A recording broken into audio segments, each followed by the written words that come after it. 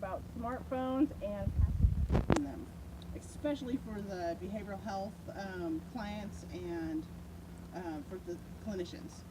So currently, a lot of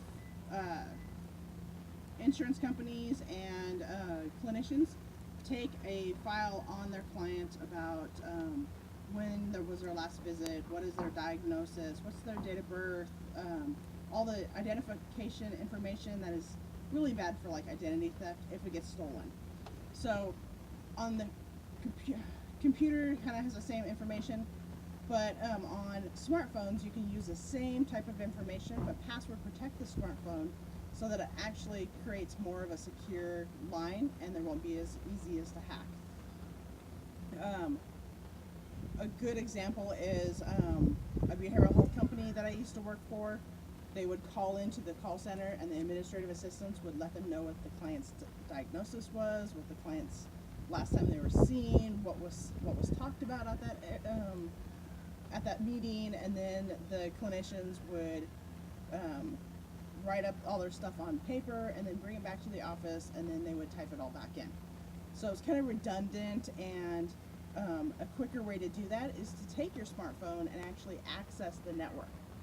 By accessing the network, you have all the information at the tip of your finger, and then you can also write in your client notes and have that uploaded straight to the system as well. So password protection definitely needed. A lot of IT departments prefer that everything be locked down. So it could be a flash drive, a computer, a smartphone, anything, always have a password on it. But kind of an interesting note is that per Cadence Technologies in 2009, only 35% of the IT professionals actually use passwords on their phone. Kind of silly, especially with all the information that's out there. So a good example is my daughter's phone. She doesn't really have that much of a password protection type thing. She's got a swipe. Really easy.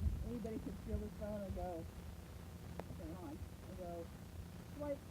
Oh good, look, I totally have access to everything on her phone. I could go to messaging, I could go to her recent calls.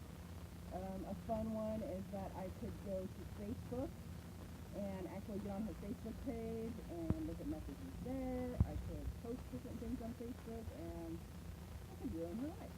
But anyway, a good way to make sure that nobody can do this, especially if you have client information on your phone and getting to the network and everything, is the password protector. An easy way to do it is to go to settings and go down to security, and then under security it says screen lock.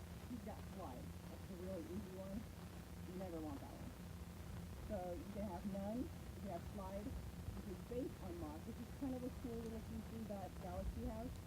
It'll actually take a picture of your face, and in order to unlock the phone, it'll have to actually access your face to do it. The only bad part about it is many people found you could use a photograph and put it up next to the phone, and that would unlock the phone. Not completely a secure way yet. You could do a pattern, which is what I actually have on my phone. You just create whatever type of pattern, and then you do it one more time. And they need to know that pattern in order to get into the phone. If you don't have that pattern, it makes it a little bit harder. You can also make the pattern visible or make it invisible, which will make it even harder to figure out what the phone is. Or make it visible, which you can just unlock it later. So on my phone, that's what I have on mine. Another good example is in California in 2011 per Kim Kimono, is that they actually passed like a law to use phones information without having to get the warrant for it. So something to really think about with all the emails and information, contacts, messaging systems, access to networks, anything like that. You always want to make sure that you are password protected and that you're protected completely.